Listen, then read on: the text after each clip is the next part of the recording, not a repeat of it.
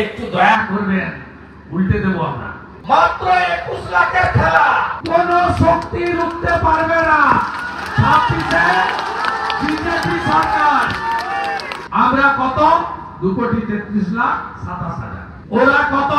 ছাপ্পা মেরে শতকরা 95টা মুসলিমের ভোট নিয়ে 2,75,00,000। তার মধ্যে নদীর উপারে শুধু ডায়মন্ড হারবারে 10 লাখ ছাপ্পা আছে, একা কেশপুরেই 1.5 লাখ ছাপ্পা আছে। এখানেও আছে 15 নম্বর ওয়ার্ডে। অভিজিৎ বাবুকে ঢুকতে দেয়নি 4,000 একটা বিশেষ সম্প্রদায়ের লোক, 4,000 লোক মিলে এমপি ক্যান্ডিডেটকে ঘিরে রেখেছিল। সেখানেও মরা লোক ভোট দিয়ে দিয়েছে, সৌদি আরবে থাকা লোক ভোট দিয়ে দিয়েছে, হায়দ্রাবাদে থাকা লোক ভোট দিয়ে দিয়েছে, 20 বছর আগে মরে গেছে, সেও ভোট দিয়ে চলে গেছে। একবার মুখ ঢাকিয়ে একবার মুখ খুলে কত রকমের পোশাক আছে করে ভোট দিয়েছিল। তারপরেও মাত্র 21 লাখের খেলা, 5% যদি সনাতনীরা 5% সিপিএম লড়ছে পারছে না। 84,000 ভোট সায়ন পেয়েছে, 83,000 হিন্দু ভোট ভোট দিতে যায় না। 30% হিন্দু, 65 থেকে 68% ভোট দিতে যায়। একটু দয়া করবেন, উল্টে দেবো আমরা। শুধু বাড়ি থেকে বেরোবেন, তারপরে তো কি করতে হয় আপনারা জানেন, আমি আর বলার দরকার।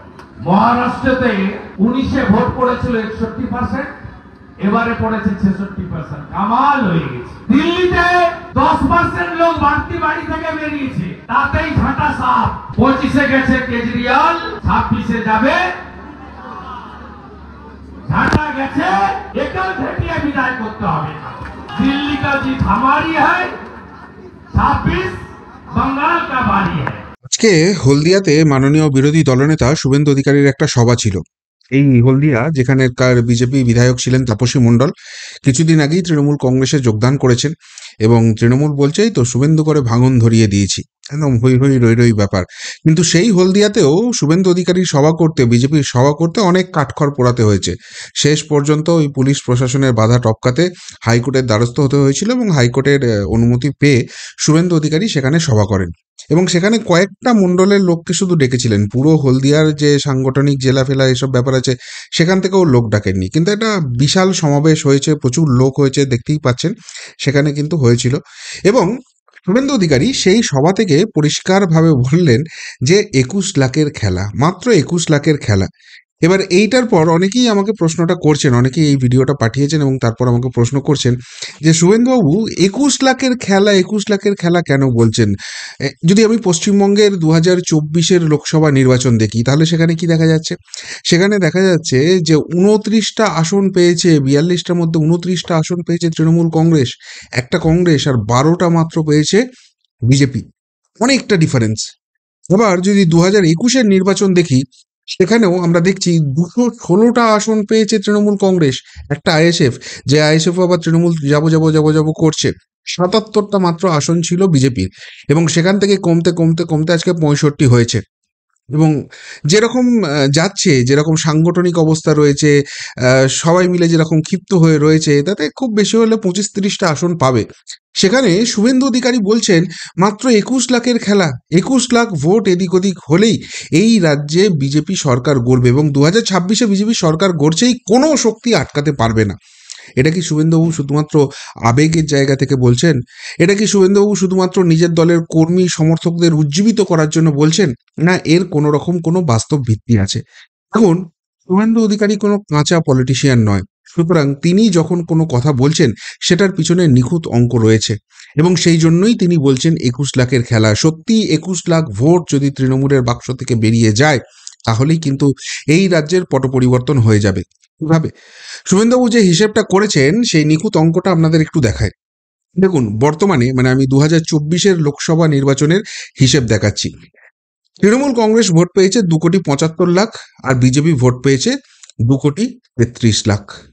এই হচ্ছে এবার মানে এর সঙ্গে কয়েক হাজার শো এগুলো আছে, আমি রাউন্ড ফিগারে ধরেছি, আমি ওই 1000 শোয়ের ভোটটা বাদ দিচ্ছি। ওটা ঠিক আছে, এদিক ওদিক একটু হয়, মানে পার্সেন্টেজের হিসেবে করলে খুব সামান্য পার্সেন্টেজ, ওটা পার্সেন্টেজও আসে না।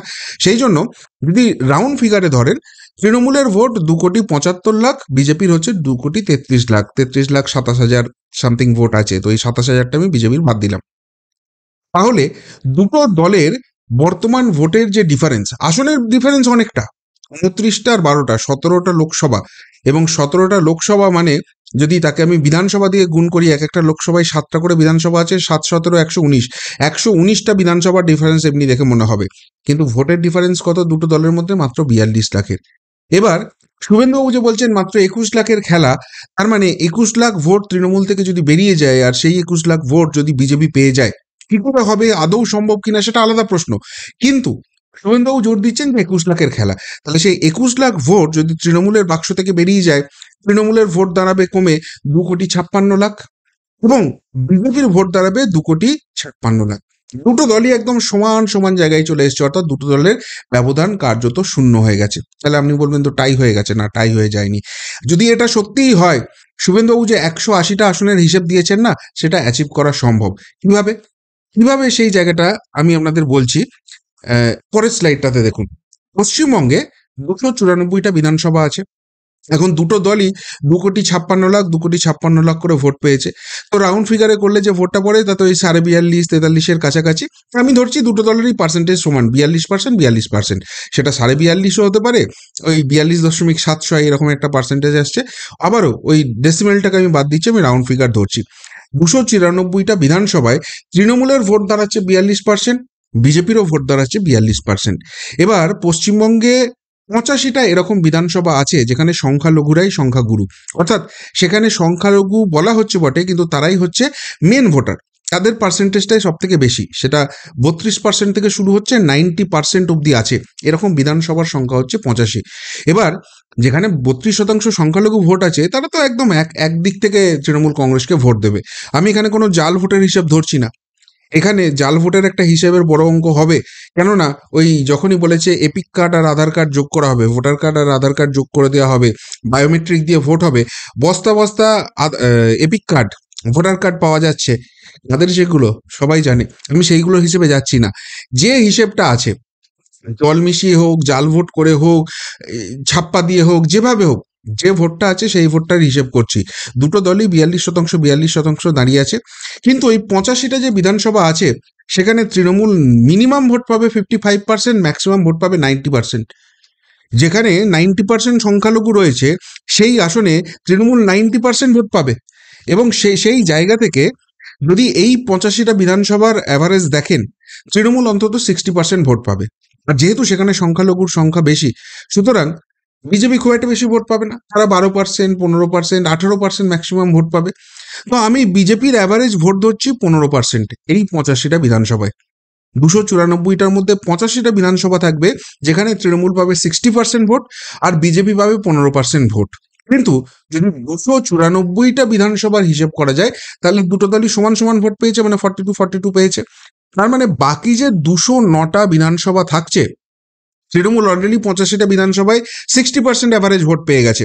তাহলে এই 209টা বিধানসভায় তৃণমূলের অ্যাভারেজ ভোট কমবে, সেটা রাফলি ওই 37-38% নেমে চলে আসবে। তাহলে 209টা বিধানসভা রয়েছে যেখানে তৃণমূলের অ্যাভারেজ ভোট হবে 38%। আর যেহেতু এই 85টা যেখানে সংখ্যালঘুর সংখ্যা বেশি রয়েছে, সংখ্যালঘুরাই সংখ্যাগুরু, সেখানে বিজেপির অ্যাভারেজ ভোট 15%। তাহলে বাকি যে 209টা বিধানসভা রয়েছে যেখানে হিন্দুদের সংখ্যা বেশি, সেখানে কিন্তু বিজেপির অ্যাভারেজ ভোট হবে 46%। আবারও বলছি, এটা অঙ্কের হিসেব, সেটা বিজেপি অ্যাচিভ করতে পারবে কিনা, বিজেপির উপর মানুষ আস্থা দেখাবে কিনা, বিজেপি কর্মী সমর্থকরা সংগঠন এই মানুষগুলোকে বুধমুখী করতে পারবে কিনা, সেখানে ভোট লুট হলে আটকানো হলে বিজেপি সেটাকে হ্যান্ডেল করতে পারবে না, পরের প্রশ্ন। কিন্তু যেভাবে 2024-এর লোকসভা নির্বাচন হয়েছে তার বেসিসে এই হিসেব, সেখানে ওই 209টা বিধানসভায় তৃণমূলের অ্যাভারেজ ভোট হবে 38%, বিজেপির অ্যাভারেজ ভোট হবে 46%। তাহলে 209টা বিধানসভাতেই দেখা যাচ্ছে অ্যাভারেজ ভোট বিজেপি অনেকটা এগিয়ে থাকছে, প্রায় 8%-এর ডিফারেন্স। তাহলে 8%-এর ডিফারেন্স হলে 209-এর মধ্যে 180 অ্যাচিভ করা কি অসম্ভব ব্যাপার রয়েছে? একেবারেই নয়। কিন্তু সেই জন্যই শুভেন্দু অধিকারী বারবার বলছেন যে খেলাটা হচ্ছে 21 লাখ ভোটের। ওই যতই তৃণমূল কংগ্রেস 216 বিধানসভা দেখাক আর বিজেপি 77 বিধানসভা দেখাক, যতই তৃণমূল কংগ্রেস 29টা লোকসভা দেখাক আর বিজেপি 12টা লোকসভা দেখাক, আসল খেলা ওই 21 লাখ ভোটে আছে। এই 21 লাখ ভোট যদি সত্যিই তৃণমূলের বাক্স থেকে বেরোয় এবং বিজেপির বাক্সে যায়, তাহলেই কিন্তু পশ্চিমবঙ্গে পরিবর্তন হওয়া সম্ভব। আর সেটার জন্যই কিন্তু উদয়াস্ত পরিশ্রম করছেন শুভেন্দু অধিকারীরা। সেটার ফলটা কি হবে সেটা 2026-এর মে জুন মাসে যখন ইভিএম খোলা যাবে তখন দেখা যাবে। এবার এর বাইরেও শুভেন্দু অধিকারী প্রায় আজকে 40-45 মিনিটের একটা বক্তব্য রেখেছেন। তার বাইরেও তিনি বেশ কিছু এক্সট্রা ফ্যাক্টরের কথা বলেছেন। সেই এক্সট্রা ফ্যাক্টরগুলো যদি কাজ করে, এই অঙ্কটা আরও চেঞ্জ হয়ে যাবে। চেঞ্জ হয়ে যাবে মানে বিজেপির ফরে আরও আসবে এবং তৃণমূলের ডিডাকশনটা আরও বেশি হবে। কেননা প্রথম কথা তিনি যেটা বলেছেন সেটা হচ্ছে জাল ভোট। যতই তৃণমূল কংগ্রেস ভুতুরে ভোটার করে চিৎকার করুক, সেগুলো কোনো ভুতুরে ভোটার নয়। এপিক নাম্বারটা এক হয়ে যাচ্ছে, কেননা এপিক নাম্বারটা বর্তমানে ইউনিক নাম্বার নয়। এপিক নাম্বার যদি ইউনিক নাম্বার হতো তাহলে এই প্রবলেমটাই আসতো না। এবার প্রত্যেকটা রাজ্য কমিশন, যে রাজ্যের যে নির্বাচন কমিশন আছে, তারা এই সিরিজটা ঠিক করে, সেই জন্য দুটো রাজ্যের এটা ম্যাপ হয়ে যেতে পারে। এবার যেহেতু তৃণমূল কংগ্রেস এটার ক্ষেত্রে একটা অবজেকশন দিয়েছে, তাদের কথা শোনা হচ্ছে, এবার এপিক নাম্বার ইউনিক নাম্বার করে দেওয়া হবে। আর বিজেপি ইতিমধ্যেই কিন্তু 17 লাখ জাল ভোটারের কথা বলে এসছে। সেই জন্য সেই জায়গাটাকেও মান্যতা দিতে একটা হাই লেভেলের মিটিং অলরেডি নির্বাচন কমিশন কন্ডাক্ট করে ফেলেছে এবং সেখানে ডিসাইড হয়ে গেছে যে এপিক কার্ডের সঙ্গে আধার কার্ড যুক্ত হবে। আমরা দেখি এই রাজ্যে ভোট এলেই কোনো মৃত সঙ্গীত শিল্পী তিনি স্বর্গ থেকে নেমে এসে শাসক দলকে ছাপ্পাটা দিয়ে চলে যান, যেটার কথা শুভেন্দু অধিকারীও বললেন, যে আছে আরবে, আজারবাইজানে, সেখানকার ভোট এখানকার ভোটারের পড়ে যাচ্ছে। 20 বছর আগে মারা গেছে, তারও ভোট পড়ে যাচ্ছে। সেই জায়গাগুলো আটকানোর কথা তিনি বলেছেন। যদি এই জাল ভোট কমে, সেখানেও কিন্তু একটা বিশাল পরিমাণ ভোট শাসক দলের কমবে। 2 নম্বর যে ফ্যাক্টরটার কথা তিনি বলেছেন, যেটা মহারাষ্ট্রে হয়েছে, যেটা দিল্লিতে হয়েছে, সেই ফ্যাক্টরটাও কিন্তু পশ্চিমবঙ্গে কাজ করবে। কেননা সংঘ এইটাকে এফেক্টিভ করার জন্য ইতিমধ্যেই ময়দানে নেমে পড়েছে এবং বিহার ইলেকশন মিটলে সেটা আরও জোরদার করে বাংলায় হবে। শুভেন্দুবাবু নিজেই যেটা বললেন, যে পশ্চিমবঙ্গের যে হিন্দু ভোটাররা রয়েছে, তাদের ম্যাক্সিমাম 68-70% মানুষ যান বুথে গিয়ে ভোটটা দিতে। বাকি মানুষ যান না। বাকি মানুষ সেই দিনটাকে ছুটির দিন হিসেবে দেখেন এবং ছুটির দিনে বাড়িতে রেস্ট করেন। ভোট দেওয়াটাও যে একটা নাগরিক দায়িত্বের মধ্যে পড়ে। এই যে এত কিছু অনাচার হচ্ছে, আমরা বড় বড় ফেসবুকে পোস্ট করছি, হোয়াটসঅ্যাপে বিপ্লব দেখাচ্ছি, সেইটা না করে ওই একটা ভোটের দিন গিয়ে ইভিএম এ বাটন টেপাটা অত্যন্ত জরুরি। এইটা দিল্লি এবং মহারাষ্ট্রে কিন্তু সংঘ ময়দানে নেমেছিল এবং তার ফ্রুটফুল রেজাল্ট এসেছে। পশ্চিমবঙ্গের ক্ষেত্রেও সংখ্যাটা 68-70% যারা ভোট দেন, অর্থাৎ 30% হিন্দু রয়েছেন যারা বাড়িতে থাকেন, যারা ভোটটা দেন না। তাদেরকে বোঝাতে হবে, তাদেরকে বুথমুখী করতে হবে। পারবে কি পারবে না, যদি না পারে হার হবে বিজেপির। কিন্তু যদি পারে, এই যে হিন্দুরা ভোট দেয়নি তার 5-6% যদি আসেন, এই এক্সট্রা ভোটটা পড়বে। এখন যেটা সংখ্যালঘু ভোট, যারা প্রায় 100% কনসলিডেশনে তৃণমূল কংগ্রেসকে, মমতা বন্দ্যোপাধ্যায়কে ভোট দেন, ওই জায়গাটা কিন্তু তৃণমূলের আর ভোট বাড়ানোর জায়গা নেই। বরং সেখানে যদি জাল ভোট প্রমাণিত হয়, কোনো রোহিঙ্গা বাংলাদেশি এরা ঢুকে আছে যেটা বিজেপি অভিযোগ করছে, সেই জায়গাটা প্রমাণিত হয়, সেই ভোটটা কমবে। কিন্তু হিন্দুরা যে 68-70% ভোট দেয়, অর্থাৎ 30%-এর কাছাকাছি ভোট দেয় না, তাদেরকে যদি বোঝানো যায়, তাদেরকে যদি বুথমুখী করা যায়, এইখান থেকে কিন্তু একটা এক্সট্রা ভোট আসতে পারে এবং সেই ভোটটা পড়লে দেশ গঠনের লক্ষ্যে পড়বে। কারা ফসলটা পাবে? অবভিয়াসলি গেরুয়া শিবির পাবে। সেই জায়গাটার কথাও তিনি বলেছেন। 3, যেটা একটা সন্দেহ জায়গা আছে, যে 21 লাখ ভোট শাসক দলের কমবে বলা হচ্ছে, যেটা বিজেপির বাড়বে। কোথা থেকে এই জায়গাটা বাড়বে? এই জায়গাটা বাড়ার একটা বড় জায়গা হচ্ছে লক্ষ্মীর ভাণ্ডার। 2021-এর আগে এটা তৃণমূল কংগ্রেস ইন্ট্রোডিউস করেছিল এবং তার ডিভিডেন্ড তারা পেয়েছে। মহিলা ভোট 2 হাত ভরে তাদেরকে দিয়েছে। কিন্তু বর্তমানে লক্ষ্মীর ভাণ্ডার পেয়ে পেয়ে আর কিন্তু সেই উন্মাদনাটা লক্ষ্মীর ভাণ্ডার নিয়ে নেই, এটা অভ্যাসে পরিণত হয়ে গেছে। এবং মহিলা ভোটার যারা এক্সাইটেড হয়ে 2021-এ এই লক্ষ্মীর ভাণ্ডারের জন্য ভোট দিয়েছিলেন তৃণমূল কংগ্রেসকে, তারা একটা জিনিস বুঝছেন, যে সরকারে যেই থাকুক না কেন, তৃণমূলই থাকুক আর বিজেপি আসুক, এই লক্ষ্মীর ভাণ্ডার বন্ধ করতে পারবে না। যদি পারে, সরকারটা উল্টে যাবে। তারা তখন এগেনস্টে ভোটটা করবে। এই রিস্কটা কোনো রাজনৈতিক দল নেবে না। এবং বিজেপি যে কোনো রাজ্যে আসছে, সে নতুন করে তারা জিতে ক্ষমতায় আসুক বা আগে জিতেছিল আবার নতুন করে জিতেছে, সেই জায়গায় হোক, মানে যে কোনো রাজ্যের ক্ষেত্রেই বিজেপিও কিন্তু লক্ষ্মীর ভাণ্ডারের মতো প্রকল্প চালু করছে, অন্য নামে চালু করছে। অ্যান্ড সেই প্রকল্পগুলোর যে টাকাটা পাওয়া যাচ্ছে, সেটা কিন্তু এই তৃণমূল যে টাকা দিচ্ছে তার থেকে অনেক বেশি। এবং সেই জন্য এই লক্ষ্মীর ভাণ্ডার এফেক্ট কিন্তু এবার তৃণমূলকে যে দুর্দান্ত রেজাল্ট দেবে, 100% মহিলা ভোট কনসলিডেট তাদের পক্ষে করে দেবে, এমন কিন্তু নয়। এইখান থেকে একটা স্প্লিট হবে এবং সেটা বিজেপির বাক্সে আসবে, যেটা ওই 21 লাখ ভোট যে তৃণমূলের বাক্স থেকে ডিডাক্ট হবে এবং বিজেপির বাক্সে যাবে, সেই জায়গাটার কথা বলছে। কেননা মহিলারা ইতিমধ্যেই আরজিকর অভয়াকাণ্ড দেখে নিয়েছে। রাজ্যের বিভিন্ন প্রান্তে যে মহিলাদের উপর অত্যাচার হচ্ছে, সেই জায়গাটায় তারা ক্ষিপ্ত হয়ে যাচ্ছে। এই যে ট্রেনে দেখা যাচ্ছে দুধেল গায়েরা মহিলাদের গোপন স্থানের দিকে তাক করে ক্যামেরা করে ছবি তুলছে, এবং সেটা নিয়ে যে কি রাজনীতি হচ্ছে, মহিলারা ক্ষুব্ধ, এই ফ্যাক্টরটা কিন্তু কাজ করবে। এবং 4 নম্বর যেটা খুব ইম্পর্টেন্ট সেটা হচ্ছে বামফ্রন্ট এবং কংগ্রেস তাদের যে হিন্দু ভোটটা রয়েছে বাংলাদেশ পরবর্তী পরিস্থিতিতে এটা কিন্তু চেঞ্জ হয়েছে। এটা ইঙ্গিত দিচ্ছে, এরা পরিষ্কারভাবে বুঝতে পারছে যে এই মুহূর্তে বামফ্রন্ট কংগ্রেসকে ভোট দেওয়া মানে ভোটটা নষ্ট করা। হয় তৃণমূলকে ভোট দাও যদি শাসককে ক্ষমতায় রাখতে চাও, আর না হলে ভোটটা বিজেপিকে দাও। গতবার নো ভোট টু বিজেপি ক্যাম্পেইনটা সাকসেসফুল হয়েছিল, কিন্তু এবারে বাংলাদেশ পরবর্তী পরিস্থিতিতে নো ভোট টু বিজেপি ক্যাম্পেইনটা হবে না। এবং এখানেই একটা অ্যাডভান্টেজ পয়েন্ট যেটা শুভেন্দু অধিকারী বলেননি, কিন্তু যেটার ইঙ্গিতটা স্পষ্ট যে এখানে বামফ্রন্ট কংগ্রেসের হাতে অস্ত্রটা কি আছে, যে সেটিং তত্ত্ব, বীজের মূল তত্ত্ব। নরেন্দ্র মোদী অমিত শাহ ওরা কিছু করছেন না, কেননা এখানকার রাজ্যের শাসক দলের সঙ্গে তাদের সেটিং আছে, সেই জন্য এখানকার বড় কোনো রাঘব বোয়ালকে টাচ করা হচ্ছে না। কিন্তু যদি সত্যিই 2026-এর আগে সেই টাচটা করা হয়, যদি বড় রাঘব বোয়ালরা জেলে পড়েন এবং তাদের জেল যাত্রা হয়, এই ভোটটা কিন্তু পুরোপুরি ঘুরে যাবে। এবং এই ভোটটাও খুব কম নয়, বামফ্রন্ট আর কংগ্রেস মিলে প্রায় 12%-এর কাছাকাছি ভোট আছে, যার মধ্যে 8%, বিশেষ করে বামেদের যে ভোটটা আছে সেটা কিন্তু পুরোপুরি হিন্দু ভোট। সেখান থেকেও 3-4%, 5% ভোট কিন্তু বেরিয়ে আসার একটা সম্ভাবনা আছে, এবং সেটা বেরিয়ে এসে যদি বিজেপির বাক্সে যোগ হয় আরও কিন্তু ভোটটা বাড়বে, এবং সেখানে তৃণমূল কংগ্রেসের ফ্যাক্টরটা কিন্তু আরও নেগেটিভে দেখাবে।